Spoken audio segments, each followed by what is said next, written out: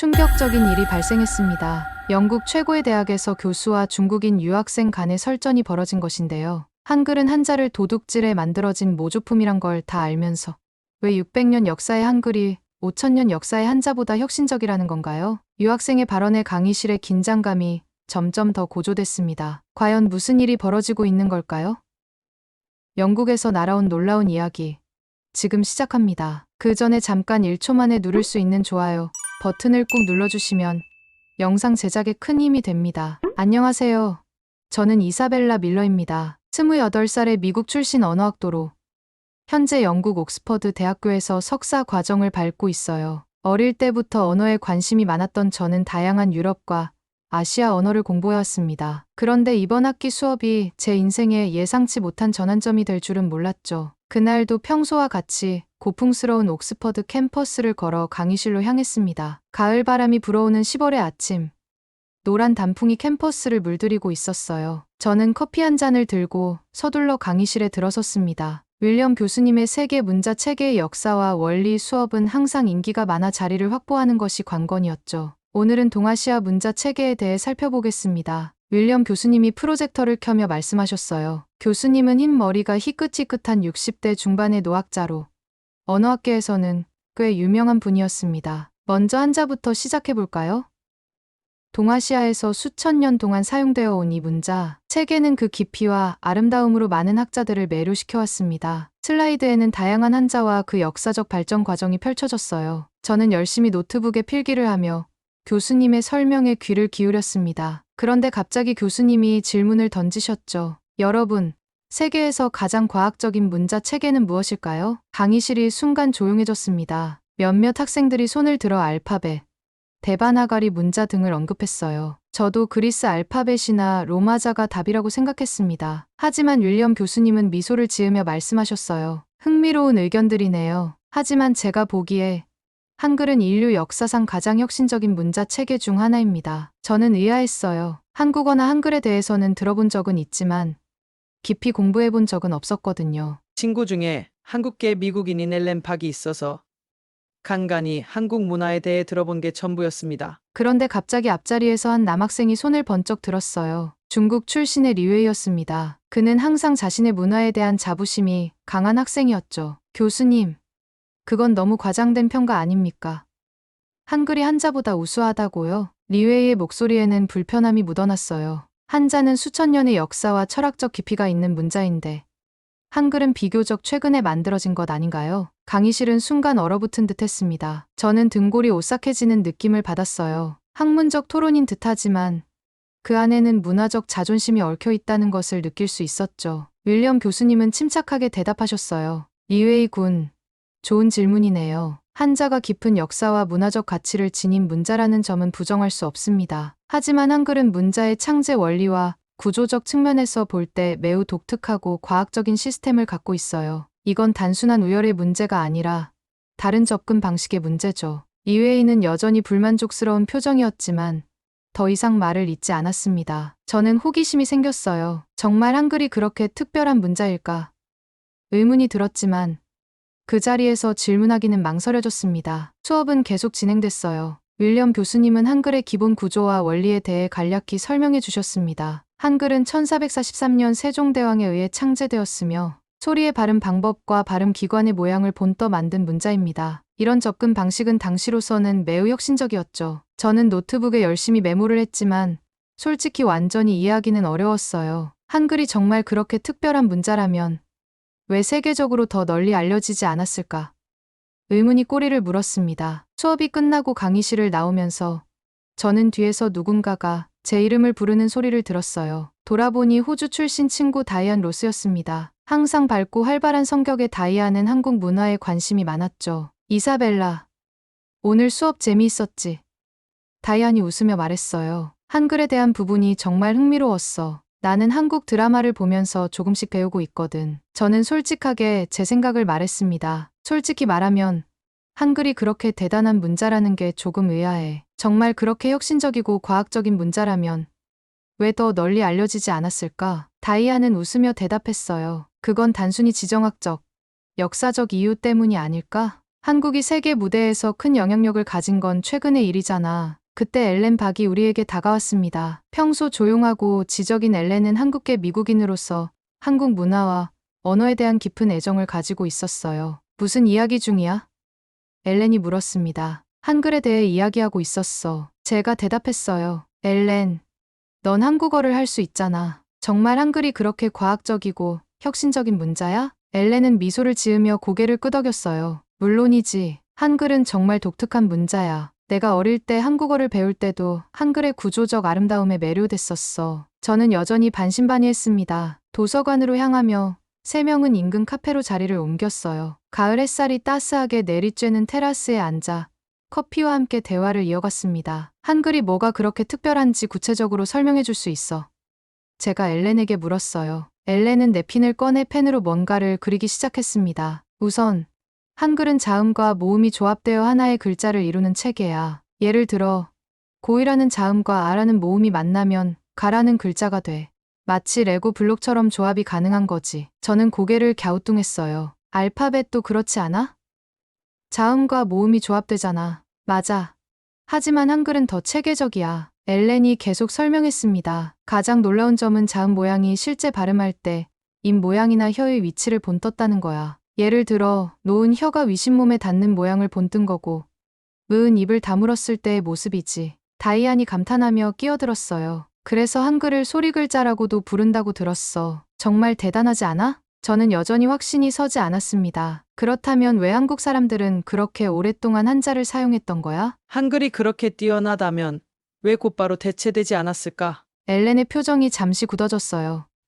그건 복잡한 역사적, 사회적 맥락이 있어. 한글은 원래 문맹률을 낮추기 위해 만들어졌지만 당시 양반 계층은 한자를 계속 사용했거든. 그들에게 한자는 학식과 권위의 상징이었어. 우리의 대화는 계속되었고 점점 더 깊은 역사적 배경으로 이어졌습니다. 저는 한글이 단순한 문자 체계가 아니라 깊은 철학적, 사회적 의미를 담고 있다는 것을 조금씩 이해하기 시작했어요. 카페를 나와 다시 캠퍼스로 돌아가는 길. 우리는 마침 리웨이를 마주쳤습니다. 그는 여전히 수업 시간에 있었던 일에 대해 불만스러운 표정이었어요. 윌리엄 교수님이 너무 한글만 높이 평가하는 것 같아. 리웨이가 말했습니다. 한자는 수천 년의 역사와 철학이 담긴 문자인데 한글은 겨우 600년 정도의 역사밖에 없잖아. 저는 조심스럽게 대답했어요. 각 문자 체계마다 고유한 가치가 있지 않을까? 비교하기보다는 각각의 특성을 이해하는 게 중요하지 않을까 싶어. 리웨이는 코웃음을 치며 고개를 저었습니다. 너도 곧 알게 될 거야. 한자의 깊이와 아름다움은 비교 불가능하다는 걸. 그렇게 말하고 리웨이는 걸어가 버렸어요. 저는 묘한 기분이 들었습니다. 단순한 학문적 토론이 아니라 무언가 더 깊은 문화적 자부심과 정체성의 문제가 얽혀 있다는 느낌이 들었죠. 신경 쓰지 마. 다이안이 제 어깨를 두드리며 말했어요. 리웨이는 항상 그래. 자기 문화에 대한 자부심이 너무 강해서 다른 관점을 받아들이기 어려운 것 같아. 엘렌은 조용히 생각에 잠겼다가 말했습니다. 사실 이해해. 우리 모두 자기 문화에 대한 자부심이 있잖아. 하지만 그렇다고 다른 문화의 가치를 깎아내리는 건 학문적 태도가 아니야. 저는 고개를 끄덕였어요. 문득 더 깊이 알고 싶다는 생각이 들었습니다. 엘렌, 한글에 대한 책이나 자료가 있을까? 더 알아보고 싶어. 엘렌의 얼굴이 밝아졌어요. 물론이지.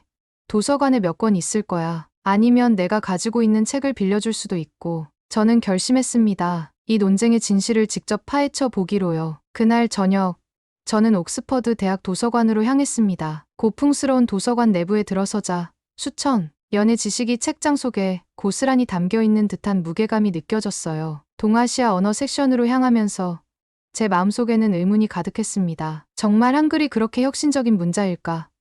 왜 세계적으로 더 주목받지 못했을까?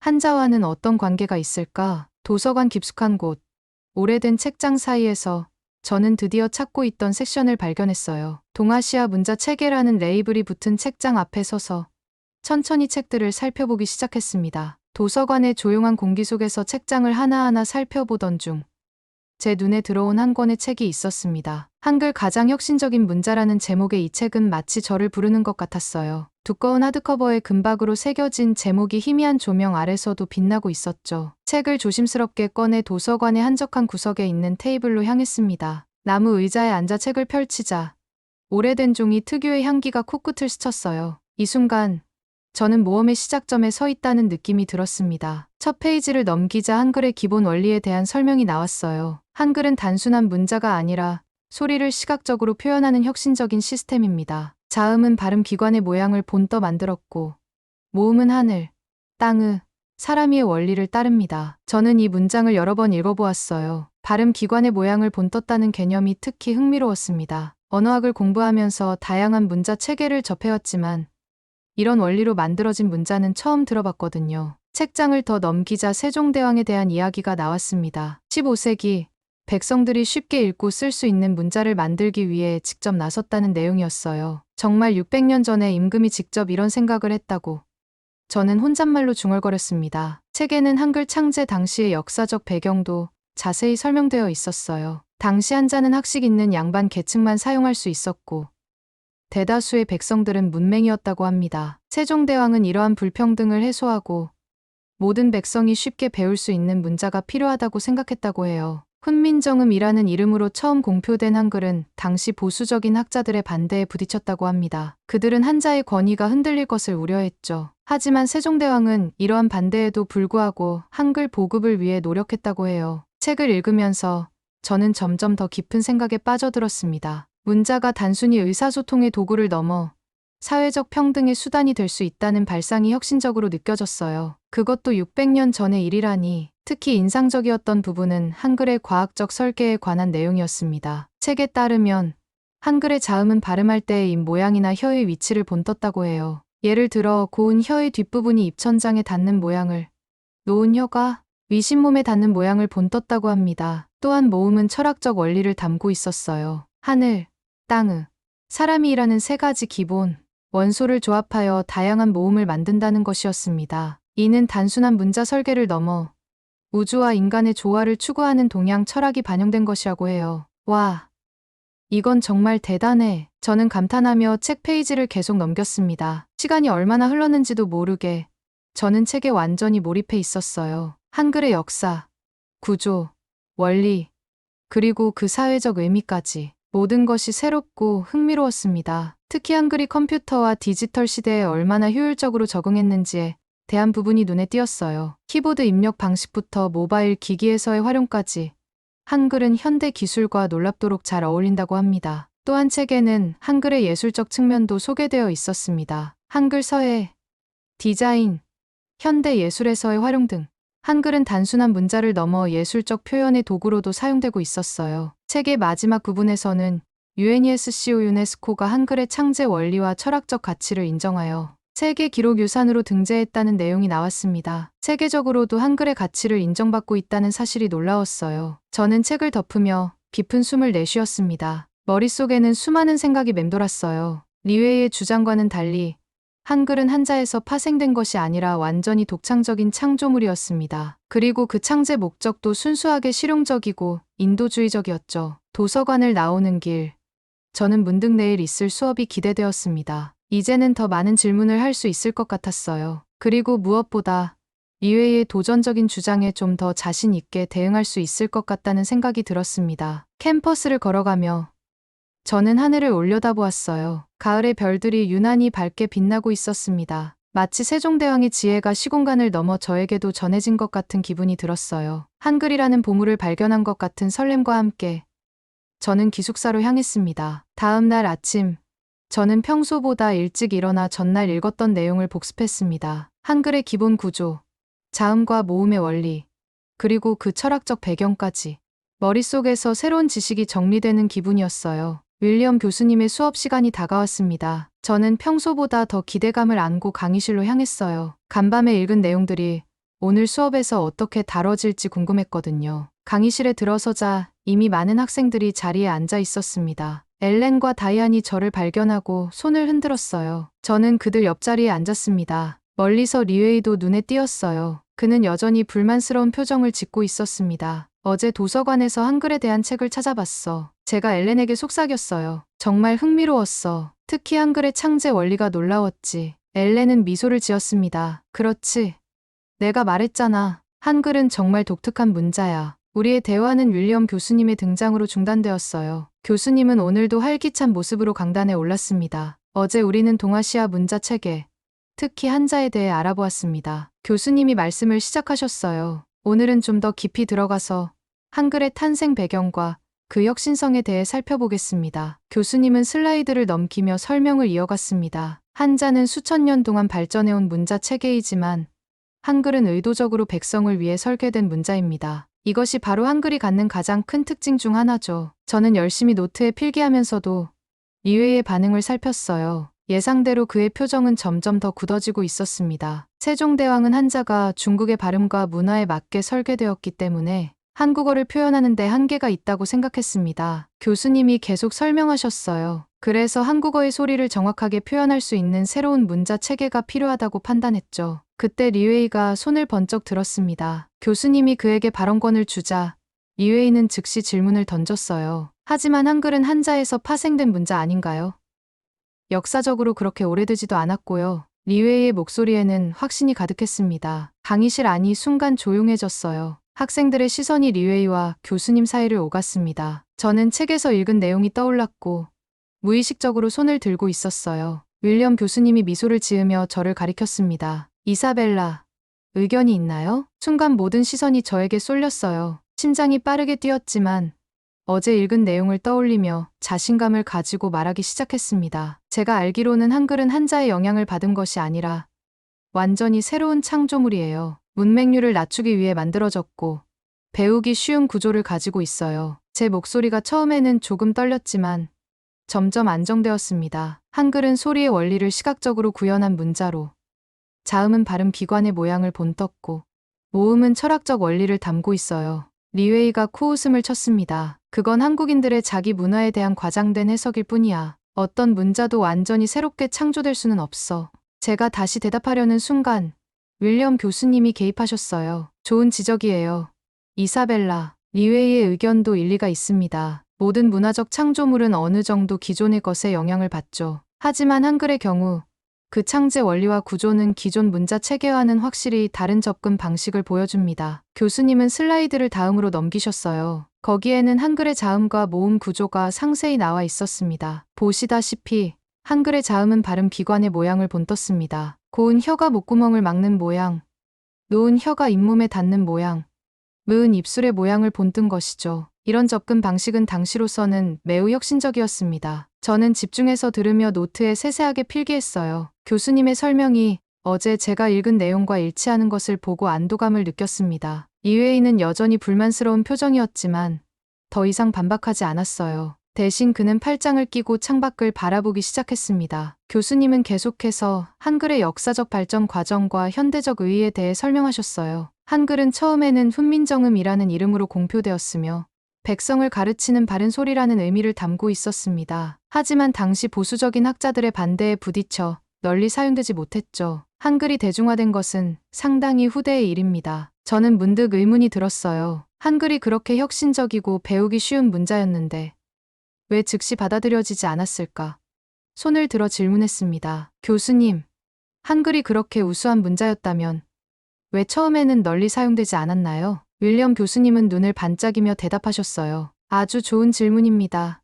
이사벨라, 이것은 단순히 언어학적 문제가 아니라 사회정치적 문제였습니다. 당시 양반 계층은 한자에 대한 지식이 그들의 사회적 지위와 권력을 유지해주는 수단이었죠. 모든 사람이 쉽게 배울 수 있는 문자의 등장은 그들의 특권을 위협했을 겁니다. 이 설명을 들으며 저는 문자가 단순한 의사소통 도구를 넘어 권력과 사회 구조에도 깊은 영향을 미친다는 사실을 다시 한번 깨달았어요. 수업이 끝나고 나오면서 엘렌이 제 어깨를 토닥였습니다. 잘했어.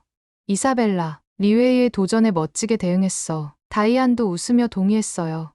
맞아. 내가 한글에 관심을 갖게 된 것 같아 기뻐. 리웨이는 우리 곁을 지나치며 잠시 걸음을 멈췄습니다. 그의 표정은 여전히 굳어 있었지만 눈빛에는 미묘한 변화가 있었어요. 아직도 난 한자가 더 우수하다고 생각해. 리웨이가 말했습니다. 하지만 한글의 창제 원리는 흥미롭네. 그건 인정할게. 그 말을 남기고 리웨이는 걸어갔어요. 저는 그의 말에 약간의 희망을 느꼈습니다. 아마도 시간이 지나면 그도 다른 문화의 가치를 인정할 수 있게 될지도 모른다는 생각이 들었어요. 우리 셋은 캠퍼스 잔디밭으로 향했습니다. 가을 햇살이 따스하게 내리쬐는 가운데 우리는 수업 내용과 한글에 대해 더 이야기를 나눴어요. 그런데 실제로 한글을 배워보고 싶지 않아. 엘렌이 제안했습니다. 캠퍼스에 한국문화원이 있는데 거기서 한글 수업도 해. 저는 잠시 고민했어요. 지금까지는 한글에 대해 이론적으로만 접근했지만 실제로 배워보는 것도 의미 있을 것 같았습니다. 좋아. 한번 가보자. 제가 결심했어요. 직접 배워봐야 정말 이해할 수 있을 것 같아. 다음 날 오후, 우리 셋은 약속대로 캠퍼스 내 한국문화원을 찾았습니다. 작지만 아담한 건물이었어요. 문을 열고 들어서자 은은한 전통 음악 소리와 함께 한국적인 분위기가 저를 반겼습니다. 어서 오세요. 50대 초반으로 보이는 한국인 여성이 우리를 맞이했어요. 무엇을 도와드릴까요? 엘렌이 한국어로 뭔가를 말했고 그 여성은 밝게 웃으며 고개를 끄덕였습니다. 저는 자동적으로 한국어의 억양과 리듬에 귀를 기울였어요. 들어보니 정말 독특한 음악성이 있는 언어 같았습니다. 오늘은 마침 한글 붓글씨 수업이 있어요. 여성이 영어로 설명했어요. 처음 방문하신 분들도 참여하실 수 있어요. 관심 있으신가요? 저는 기대감에 얼굴이 환해졌습니다. 네. 정말 좋을 것 같아요. 우리는 안내를 따라 작은 교실로 들어갔어요. 이미 몇 명의 학생들이 자리에 앉아 있었습니다. 탁자 위에는 먹과 붓, 그리고 한지로 보이는 종이가 준비되어 있었어요. 먼저 간단히 한글의 기본 원리에 대해 설명해 드리겠습니다. 강사로 보이는 젊은 남성이 말했어요. 그는 칠판에 기본 자음과 모음을 써가며 설명을 시작했습니다. 한글은 총 14개의 기본 자음과 10개의 기본 모음으로 이루어져 있습니다. 이것들을 조합하면 모든 한국어 소리를 표현할 수 있죠. 저는 집중해서 들으며 시간이 흐를수록 점점 더 한글의 체계적인 아름다움에 빠져들었어요. 특히 자음의 모양이 바른 비관을 본떴다는 사실을 실제로 확인하면서 어제 책에서 읽은 내용이 더욱 생생하게 다가왔습니다. 이제 직접 써볼 차례입니다. 강사가 붓을 들며 말했어요. 오늘은 가장 기본적인 모음, 아, 어, 오, 으와 자음 고, 노, 덜, 리을 배워볼 거예요. 붓을 손에 쥐자 처음에는 어색했어요. 하지만 강사의 지도에 따라 천천히 선을 그어나가면서 점점 감을 잡기 시작했습니다. 고은 이렇게 혀가 목구멍을 막는 모양을 본뜬 것입니다. 강사가 설명했어요. 부드럽게 위에서 아래로 그어주세요. 저는 조심스럽게 붓을 움직였습니다. 먹이 종이에 스며들면서 만들어내는 번짐의 아름다움이 신비롭게 느껴졌어요. 여러 번 시도한 끝에 드디어 만족스러운 고을 그릴 수 있었습니다. 잘하셨어요.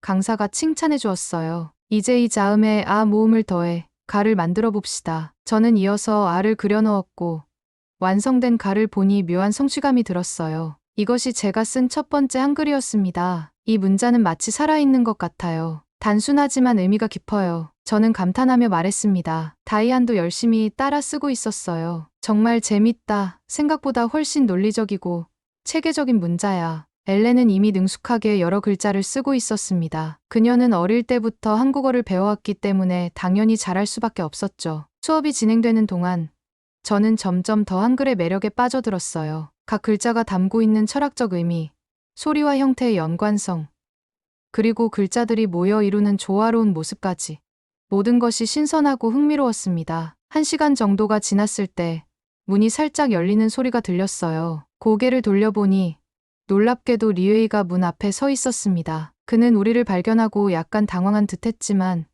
이내 용기를 내어 안으로 들어왔어요. 혹시 저도 참여해도 될까요?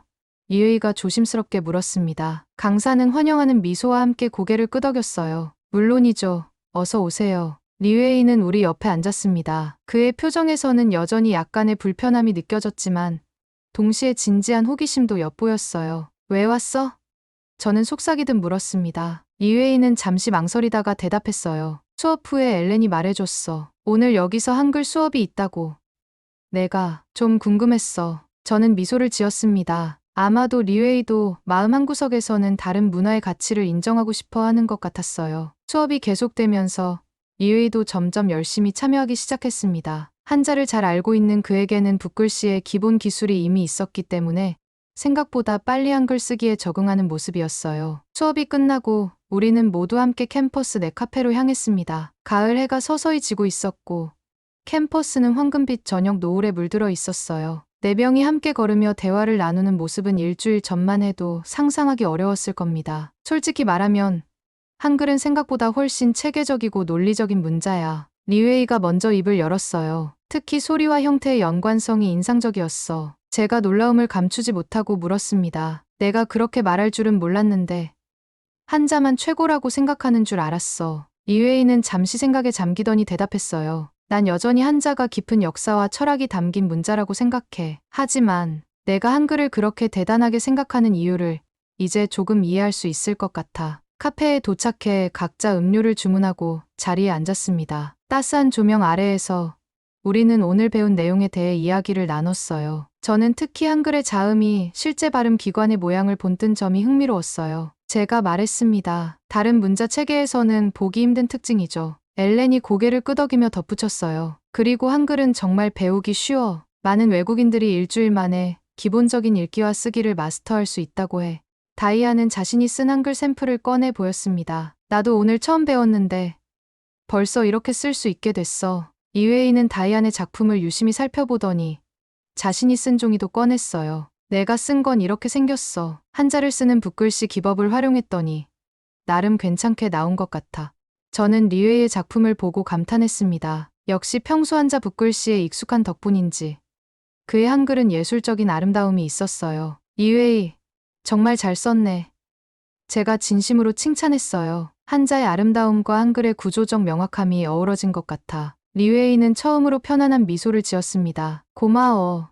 사실 내가 처음에는 한글을 무시했던 것 같아. 그건 내가 잘 몰랐기 때문이었던 것 같아. 우리는 서로의 작품을 비교하며 웃음을 터뜨렸어요. 문화적 편견을 넘어 서로 다른 문자 체계의 아름다움을 함께 감상하는 순간이었습니다. 그런데 한글이 처음 만들어졌을 때는 지금과 모양이 달랐대. 엘렌이 설명해 주었어요. 세종대왕 시대의 한글은 지금보다 더 복잡했고 시간이 지나면서 단순화되었어. 리웨이가 흥미롭다는 듯 물었습니다. 어떻게 변화했는지 더 자세히 알 수 있을까? 엘렌은 스마트폰을 꺼내 몇 가지 이미지를 보여주었어요. 여기 원래의 훈민정음과 현대 한글의 비교 이미지가 있어. 보다시피 기본 원리는 같지만 모양이 좀 달라졌지. 리웨이는 진지하게 이미지를 살펴보며 고개를 끄덕였습니다. 흥미롭네. 한자도 시간이 지나면서 많이 변했어. 갑골문에서 시작해서 지금의 형태까지. 우리는 한자와 한글의 역사적 발전 과정에 대해 더 깊은 대화를 나눴어요. 처음에는 서로 대립하던 두 문자 체계가 이 순간만큼은 우리를 하나로 모아주는 대화의 주제가 되었습니다. 사실 저는 아직도 많은 의문이 있어요. 제가 솔직하게 말했습니다. 한글이 그렇게 우수한 문자 체계라면 왜 한국에서도 오랫동안 한자를 사용했을까요? 그리고 왜 세계적으로 더 많이 연구되거나 다른 언어에 응용되지 않았을까요? 엘렌이 차분히 설명해 주었어요. 그건 복잡한 역사적, 사회적 이유가 있어. 우선 한글이 처음 만들어졌을 때는 양반 계층의 강한 반대에 부딪혔어. 그들에게 한자는 학식과 권위의 상징이었거든. 그래서 한글은 주로 여성이나 서민들 사이에서 사용되다가 서서히 확산되었지. 리웨이가 끄덕이며 말했어요. 그건 이해할 수 있어. 중국에서도 문자는 단순한 의사소통 도구가 아니라 권력과 지위의 상징이었으니까. 그리고 세계적으로 널리 연구되지 않은 이유는 엘렌이 계속 설명했습니다. 아마도 한국이 국제사회에서 주목받기 시작한 것이 비교적 최근의 일이기 때문일 거야. 이제는 한글과 한국어에 대한 관심이 점점 높아지고 있어. 저는 생각에 잠겼어요. 언어와 문자는 단순한 기호 체계가 아니라 그 사회의 역사와 문화, 그리고 권력 구조를 반영하는 거울 같은 존재였습니다. 한글의 이야기를 통해 저는 언어학을 넘어선 더 넓은 시각을 갖게 된 것 같았어요. 카페에서의 대화가 깊어질수록 리웨이의 표정과 태도가 점점 변하는 것을 느낄 수 있었습니다. 처음에는 방어적이었던 그의 자세가 이제는 열린 호기심으로 바뀌고 있었어요. 그런데 세종대왕은 정말 대단한 인물이었네. 리웨이가 감탄했습니다. 백성들을 위해 새로운 문자를 만들겠다는 생각 자체가 당시로서는 혁명적이었을 거야. 엘렌은 미소를 지으며 고개를 끄덕였어요. 맞아. 세종대왕은 한글 외에도 많은 과학적, 문화적 업적을 남겼어. 당시 조선의 과학기술은 세계 최고 수준이었다고 해. 저는 문득 궁금한 점이 생각났습니다. 그렇다면 현대 한국에서 한글은 어떤 위치를 차지하고 있나요? 한자는 아직도 많이 사용되나요? 엘렌이 설명했어요. 현대 한국에서는 주로 한글을 사용해. 하지만 학술적인 글이나 신문, 책 등에서는 어려운 단어를 한자로 병기하기도 해. 한국어 어휘의 상당 부분이 한자어에서 왔거든. 하지만 일상생활에서는 거의 대부분 한글만 사용해. 리웨이는 잠시 생각에 잠겼다가 말했습니다. 그건 흥미롭네. 문화적 정체성을 지키면서도 실용성을 추구한 거로군. 저는 갑자기 리웨이에게 궁금한 점이 생겼어요. 리웨이, 내가 왜 갑자기 한글에 관심을 갖게 됐는지 물어봐도 될까? 리웨이는 잠시 망설이더니 솔직하게 대답했습니다. 사실 강의실에서 내가 한글을 그렇게 열정적으로 옹호하는 모습을 보고 충격을 받았어.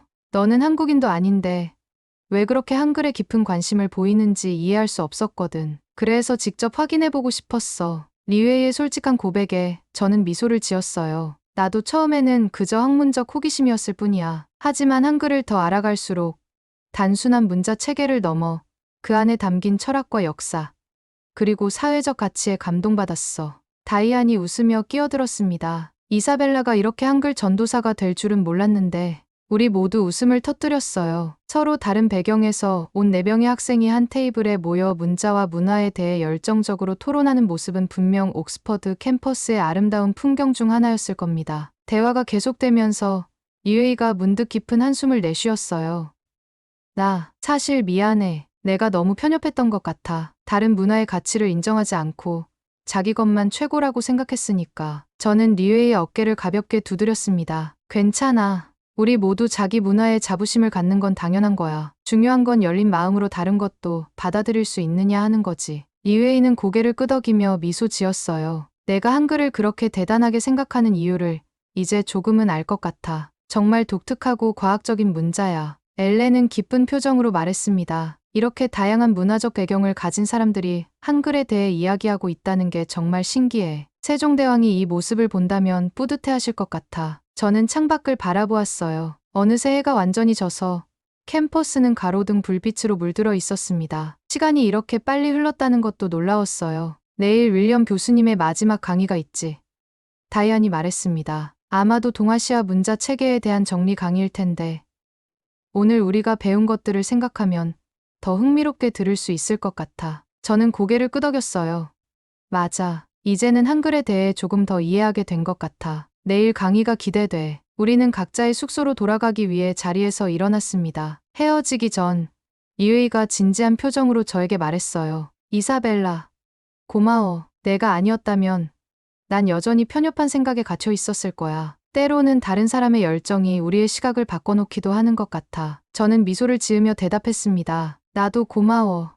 리웨이, 내가 없었다면 내가 이렇게 깊이 한글을 이해하려고 노력하지 않았을지도 몰라. 우리는 서로에게 배우는 거지. 그날 밤, 저는 기숙사 방으로 돌아와 창가에 앉았습니다. 밤하늘의 별들을 바라보며 며칠 사이에 제 안에서 일어난 변화에 대해 생각했어요. 한글을 통해 저는 단순히 새로운 문자 체계를 알게 된 것이 아니라 문화와 언어, 그리고 인간의 소통에 대한 더 깊은 이해를 얻게 된 것 같았습니다. 다음 날 아침, 저는 상쾌한 기분으로 일어났습니다. 오늘은 윌리엄 교수님의 동아시아 문자 체계에 관한 마지막 강의가 있는 날이었어요. 며칠 전만 해도 단순한 수업이었을 뿐인데 이제는 제게 특별한 의미를 가진 강의가 되어 있었습니다. 강의실에 일찍 도착한 저는 앞쪽 자리에 앉았어요. 조금 후 엘렌과 다이안이 도착했고 놀랍게도 리웨이도 우리와 함께 앉았습니다. 예전의 적대적인 분위기는 온데간데 없이 우리는 이제 같은 관심사를 공유하는 동료가 된 것 같았어요. 윌리엄 교수님이 강의실에 들어오셨습니다. 교수님은 오늘 특별히 기대에 찬 표정이셨어요. 오늘은 우리 강의의 마지막 시간입니다. 교수님이 시작하셨어요. 지난 시간들을 통해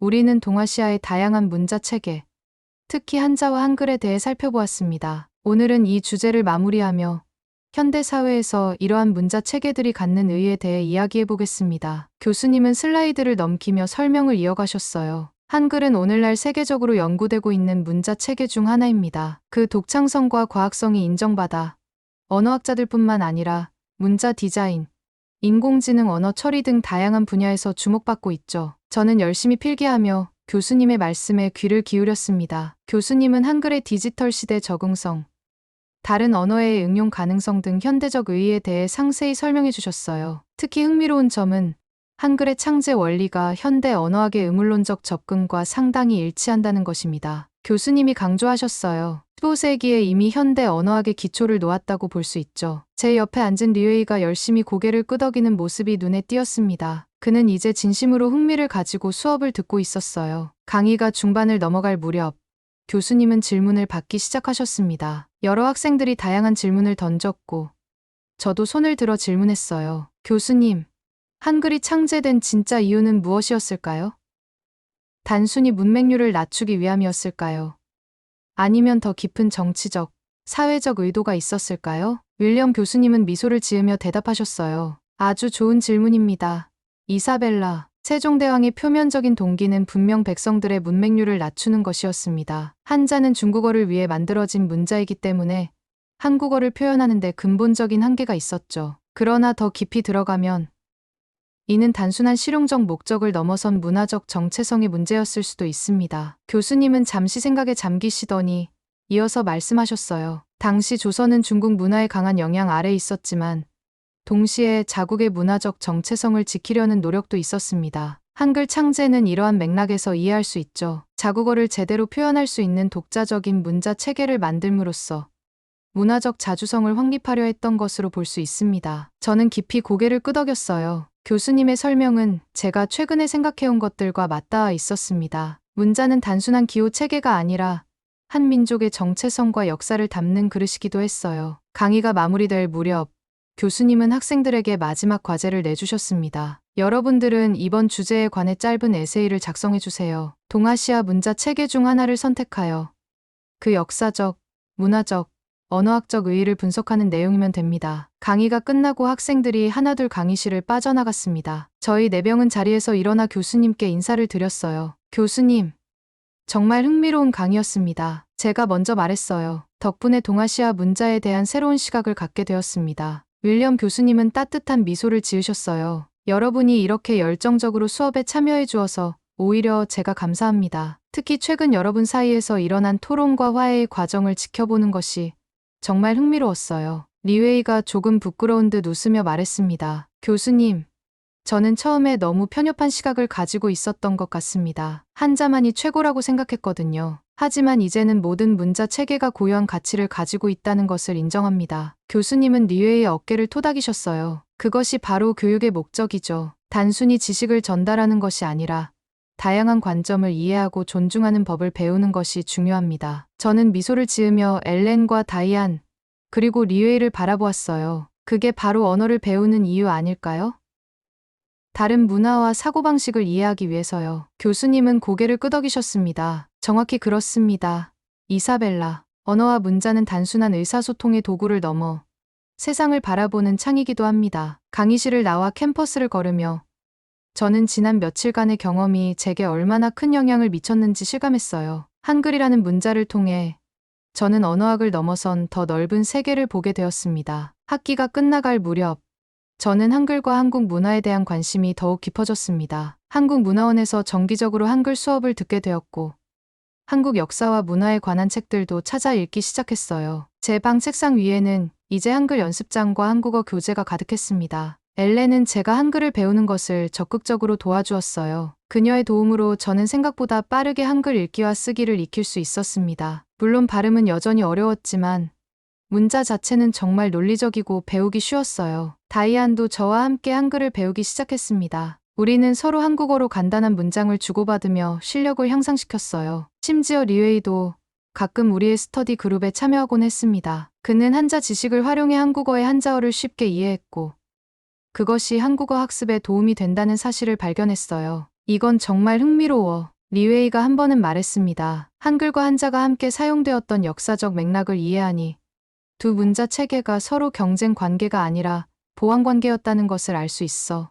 저는 고개를 끄덕였어요. 맞아. 각 문자 체계는 고유한 장점이 있고 그것들이 함께 사용될 때 더 풍부한 표현이 가능해지는 거지. 학기 말 에세이를 준비하면서 저는 한글의 현대적 의의에 대해 깊이 연구하게 되었습니다. 특히 디지털 시대에 한글이 어떻게 적응했는지, 그리고 한류 문화와 함께 어떻게 세계적으로 확산되고 있는지에 대한 부분이 흥미로웠어요. 한글이 디지털 환경에서 이렇게 효율적으로 작동한다는 게 놀라워. 제가 도서관에서 연구하던 중 엘렌에게 말했습니다. 키보드 입력 방식부터 모바일 디바이스에서의 활용까지 정말 현대 기술과 잘 어울리는 문자야. 엘렌은 미소를 지으며 대답했어요. 맞아. 한글은 그 조합적 특성 덕분에 디지털 코딩이 쉬워. 그리고 시각적으로도 명확하고 아름다워서 디자인 요소로도 많이 활용되고 있어. 저는 점점 더 한글에 매료되어 갔어요. 단순한 학문적 호기심을 넘어 이제는 한글과 한국 문화에 대한 진정한 애정이 생겨나고 있었습니다. 어느 날, 저는 중요한 결정을 내렸어요. 다음 방학에 한국을 방문해 직접 한국어를 배우기로 한 것이었습니다. 저는 이 계획을 친구들에게 알렸어요. 정말, 너 한국에 가기로 했어. 다이안이 놀라움과 기쁨이 섞인 목소리로 물었습니다. 저는 확신에 찬 목소리로 대답했어요. 응, 책으로만 배우는 것보다 직접 그 문화 속에 들어가 배우는 게 훨씬 효과적일 것 같아. 그리고 솔직히 말하면 한글과 한국 문화에 완전히 매료됐어. 엘렌은 제 손을 꼭 잡았어요. 정말 기뻐. 이사벨라, 내가 서울에 있는 가족들에게 연락해 볼게. 너에게 도움이 될 거야. 리웨이도 미소를 지었습니다. 부럽다. 나도 언젠가 한국에 가보고 싶어. 중국과 비슷하면서도 다른 문화를 경험하고 싶어. 그날 저녁, 저는 기숙사방 창가에 앉아 밤하늘을 바라보았습니다. 창밖으로 보이는 옥스퍼드의 고풍스러운 건물들과 반짝이는 별들 사이에서 저는 미래에 대한 꿈을 키워나갔어요. 한글이 언젠가 전 세계에서 더 많은 사람들에게 사랑받는 날이 올 거야. 저는 혼잣말로 중얼거렸습니다. 그리고 나는 그 여정의 작은 부분이라도 되고 싶어. 학기가 끝나고 우리는 각자의 방학 계획을 위해 헤어지게 되었어요. 하지만 우리가 함께 경험한 한글과의 만남은 우리 모두에게 잊지 못할 추억이 되었습니다. 제 에세이는 높은 평가를 받았고, 윌리엄 교수님은 제가 한글과 한국 문화에 대한 연구를 계속해보는 것이 어떻겠냐고 제안하셨어요. 그것은 제게 새로운 학문적 방향을 제시해 주었습니다. 한국행 비행기 티켓을 예약하면서 저는 이 모든 여정이 윌리엄 교수님의 한마디 질문에서 시작되었다는 사실이 신기했어요. 세계에서 가장 과학적인 문자 체계는 무엇일까요? 그 질문이 저를 한글의 세계로 이끌었고, 이제는 제 인생의 새로운 챕터를 열어주고 있었습니다. 공항으로 향하기 전, 저는 마지막으로 옥스퍼드 캠퍼스를 거닐었어요. 가을에 시작된 이 여정이 이제는 봄의 새로운 시작으로 이어지고 있었습니다. 저는 이 경험을 통해 단순히 새로운 문자 체계를 배운 것이 아니라 다양한 문화를 존중하고 이해하는 법을 배웠다는 것을 깨달았어요. 그리고 무엇보다 한글이라는 아름다운 문자를 통해 발견한 한국 문화의 깊이와 아름다움은 앞으로도 제 인생에 큰 영감을 줄 것이라 확신했습니다. 여러분, 오늘 나눈 한글 이야기는 어떠셨나요? 단순한 문자를 넘어 그 안에 담긴 역사와 철학, 그리고 한 민족의 정체성을 느끼실 수 있었길 바랍니다. 한글은 정말 세계에서 가장 과학적이고 아름다운 문자 중 하나입니다. 이 영상이 마음에 드셨다면 좋아요와 구독 부탁드릴게요. 그리고 여러분의 생각이나 경험도 댓글로 남겨주세요. 한글과 한국 문화에 대한 여러분의 이야기가 궁금합니다. 다음 영상에서 또 만나요.